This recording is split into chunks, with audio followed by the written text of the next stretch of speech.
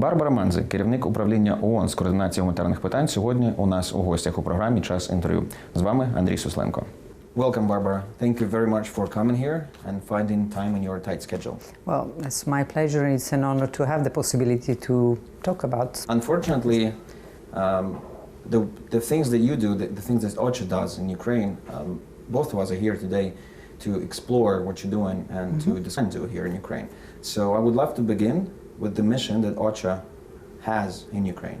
Okay. Well, OCHA stands for Office for the Coordination of Humanitarian Affairs. Coordination is a little bit of a strange thing to explain because it means bringing people together to help others. It means try to reach out and work together with international partners, with national society, with the authorities to make sure that because there is a crisis, get the help they need according to their needs, according to their aspiration. And your work here started in 2014? Correct. When the crisis was ongoing and like on the top level? Correct. The crisis started and we didn't have a presence in 2014. Colleagues from the regional office were deployed as emergency parachuted basically here as they were in regional offices where? In Poland? No. Is in Kazakhstan. And they moved here. And there was a very small group, 2-3 people. And then we started looking into the situation, and unfortunately the crisis unfolded in a way that instead of dying down, something like that, that was very, very sad to see. And we have a full-fledged office since January 2015. And you had 3 people on the team in the beginning, and now Yes. you have like around 50. Yes, correct. And how did it happen? Because of the escalation of the conflict and of the crisis, you had to have more people coming. Correct, and the duration of the crisis as well. You know, it's we were hoping that the crisis would be resolved very, very quickly, and but unfortunately, you know, crisis continued. More shelling, more suffering, more civilians affected, more needs for food, for water, for health interventions, and this and that, which need to be coordinated. When the OCHA comes to the country where the crisis is, what do you do the first? Like, what are the steps? It depends on the crisis. You know, you have natural disasters such as typhoons or earthquake and things like that. Then we have teams that arrive within hours from the event, and we interact with the authorities and try, because we're there to support the authorities that are to lead the response. They have the responsibility for that, and we are supporting. Then. Search and rescue in the case of earthquakes or tsunami or things like that. Try to make sure that the people get the basic to survive, and then move towards something that is more of a long-term response for reconstruction and so on and so forth. In complex emergencies in a war like the one that you have here in Ukraine, the mechanics is slightly different, because you have many parties to the conflict, and our job is also to reach out to all the parties to the conflict. Again, we respect the authority. The authorities of the state have the primary responsibility towards all the people affected, but also we need to reach out to make sure that the aid gets to whomever is in need, and the most vulnerable in particular. And what is striking over here that is different from other crises, for instance, is that in other crises you have something that is very visible. The suffering is very visible. Syria, you have camps, huge camps. You have bombing, a lot of media attention and so on and so forth. Ukraine, fortunately, somewhat the insecurity subsided a bit, still is very, very active. Still a lot of people are suffering, are under shelling and so on and so forth every day. But you don't have that.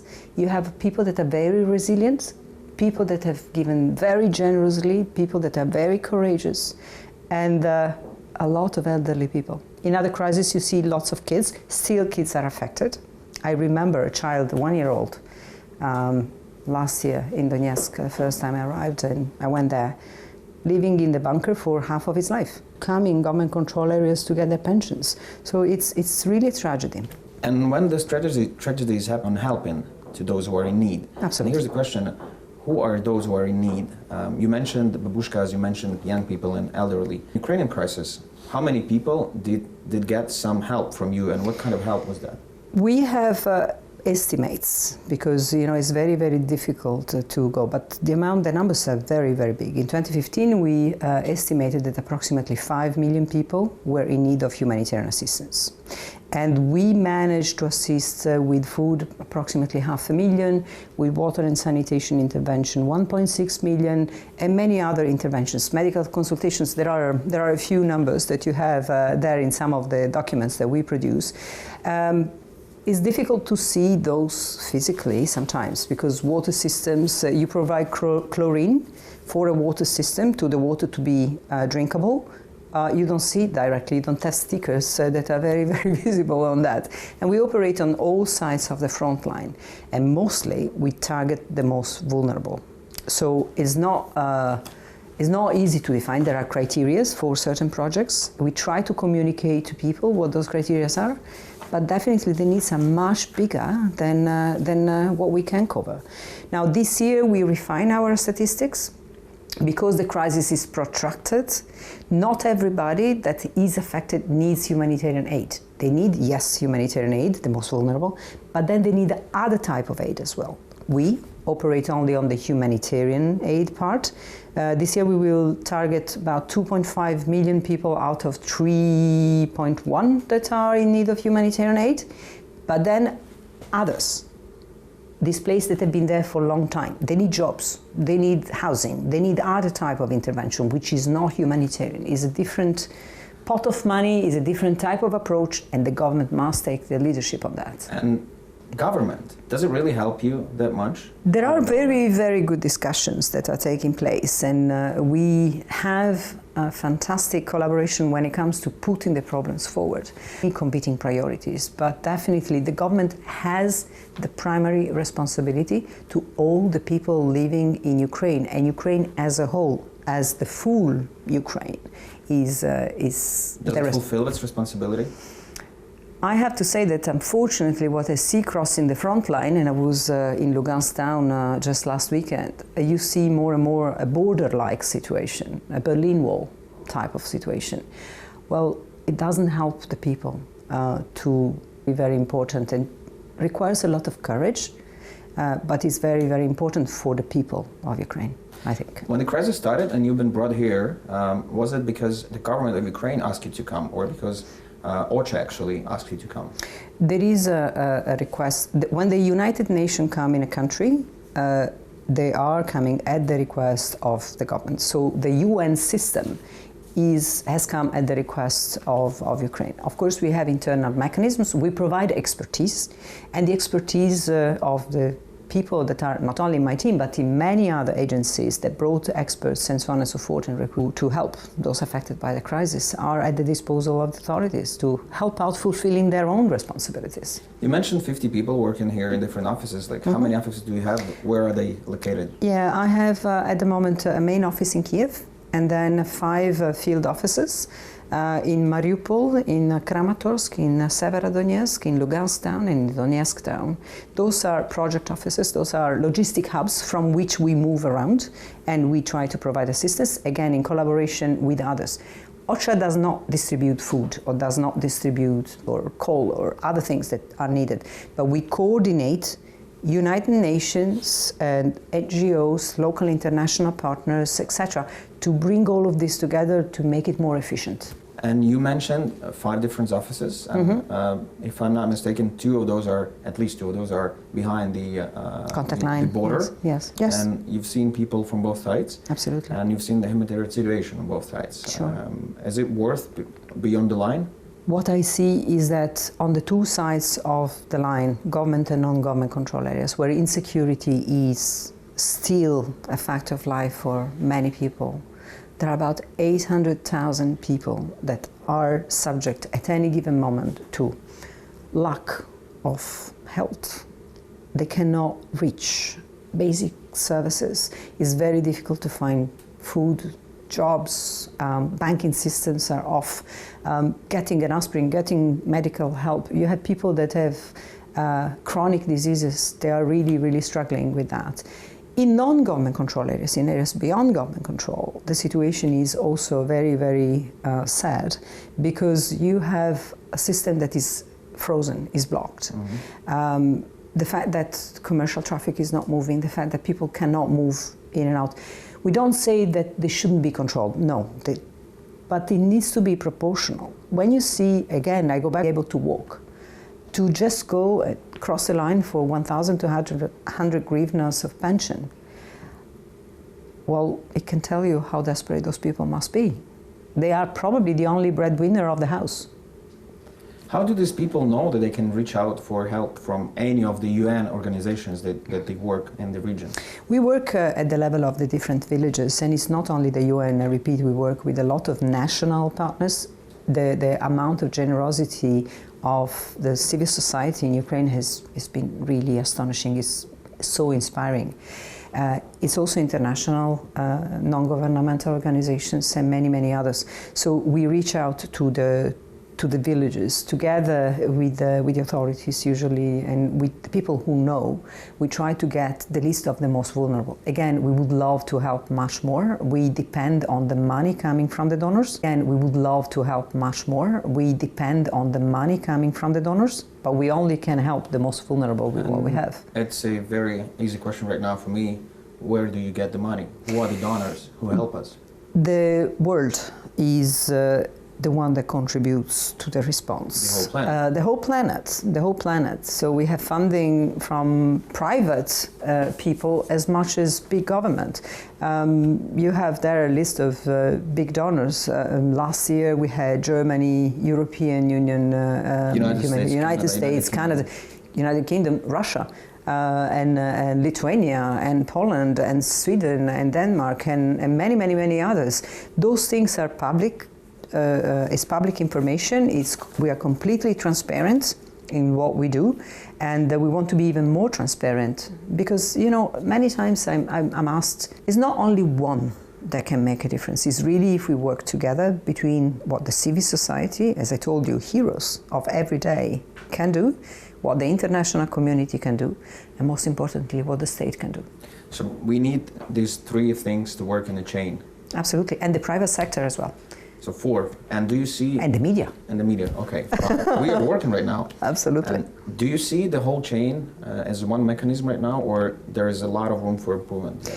I think there is a lot of room for improvement. We've been calling for the government to establish a very systematic and central a system that works on the coordination to really fulfill its duty bearer role.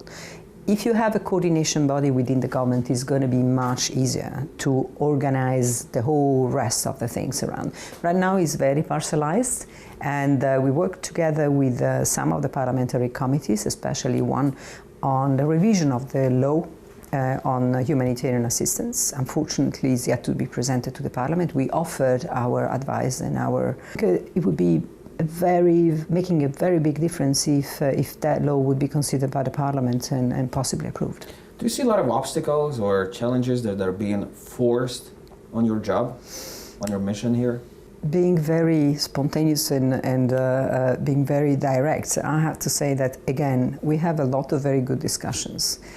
But the amount of bureaucracy that is put in the middle is frustrating. And I think that there are people that have really the heart in the right place, but other people don't really seem to be very attentive to the plight of those that are really suffering. Besides, what we can offer is the best possible advice to make sure that legislation and behavior and systems are built on the lessons that we can bring from the world and make it better. You talked directly to Prime Minister and President of Ukraine, and which kind of response do you receive? I had the pleasure to be part of some meetings with His Excellency, the Prime Minister. We work with the Presidential Office quite substantially. The exchanges are very, very frank, and there is an attempt to solve things, but there is always more and more and more little impediments. You know, you have a law, you have an order, you have a little thing that comes out that impedes more swift progress, and it's important to shake it up in a way that makes things easier. Take a decision that has been taken now to interrupt some social payments for IDPs. There is a need definitely to make sure that the systems are in place, that the control is in place, that if there is someone that is culprit of fraud is, identified and punished accordingly. But what we see is a collective decision to stop something before having a system to check whether those people are in fact really the systems need to be strengthened. It's extremely important for the state. Does the situation in Ukraine with our crisis and the way OCHA works here resembles you of any of other situations you've been to through your life? And I know that you work in a lot of countries at the OCHA. You know, whenever you have a crisis, unfortunately, humanity is something that is very easily lost at sight, and that's something I saw in many, many wars. That's more my specialty, unfortunately. I'm parachuted in those places very often. So in that there is similarity, but there are very special characteristics of the crisis in Ukraine. Once again, it's the first time that this country faced something. See those people queuing, it could be my grandmother there. They spent all their life, they tried to work, they tried to move ahead. And now they're facing those situations at the end of their life. It hurts. On the positive side, the generosity of the civil society. Really, really inspiring. Do you see the ending of this crisis in the nearest future? You came here for 3 months and you've been staying here for a year right now. Yeah. And do you see the resolution or the end? My hope is to be able to leave as soon as possible, not because I don't love this country, well, to the contrary, it's a special, very special place in the world. It does require a political solution. Humanitarians can provide hope, but the solution is in a different type of realm. It's a political solution. Definitely is a political solution. Definitely is something that goes scope of work and my mandate here. How do regular Ukrainians find out information about what OCHA? I don't know, free resources, websites? Sure. We have a number of information that is coming out on the situation. We have regular reports about and analytical reports, some factual about the money and so on and so forth. We have a website called humanitarianresponse.info, and it's my name and my telephone numbers, and my colleagues are all there. We are going to open very shortly a Facebook page, and over there are also ways to communicate, but we're not the only interlocutor. What is important to know is that the UN system has different specialized agencies. You have UNICEF that deals with the children, with water and sanitation, with many other issues. You have the World Food Programme, you have the World Health Organization, you have the United Nations Refugee Agency, you have many, many others. UNFPA, blah, blah, blah. I can tell you a lot of acronyms, probably that would mean nothing. You have a lot of national non-governmental organizations. You have a lot of international. We may not have the answer, but we can probably stir the questions or whatever engagement that the public would like to have to others that can answer if we cannot. And in the end, kind of forecast for 2016 to treat this year, and do you expect to need that? Yeah, we have a plan which is called Humanitarian Response Plan that has just been launched together with the government on 17th of February. We are requesting $298 million from the donors to be able to help 2.5 million people. Again, primarily those on the contact line with different type of intervention, then the people in areas beyond government control that are more acutely in need, but also a portion of these internally displaced people in the government control territories that are the most vulnerable. Again, we also call for other type of interventions for other IDPs and other communities that are somewhat affected, but they don't need the band-aid of humanitarian aid. They need other type of things. Recovery, they need jobs, they need blah, blah. So, well, I wish you luck in your job, and I hope you will leave this country as soon as possible, so the crisis is over. I would want to come back on holiday, that's for sure. That's a great idea. Thank you very much for your time, and I hope to see you another time.